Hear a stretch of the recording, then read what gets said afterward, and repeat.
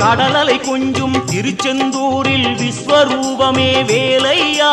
பழமுதி சோலை அறுபடை வீடும் புண்ணிய தரிசனம் முருகையா திருநீர் அணிந்து வரும் போது நெஞ்சில் நிம்மதி பிறக்குது கந்தையா சுகனே சிவனார் மகனே உன்னை பாட பாட சுகமாகுதையா வேல் முருகா அரோகரா அரோகரா வேல் முருகா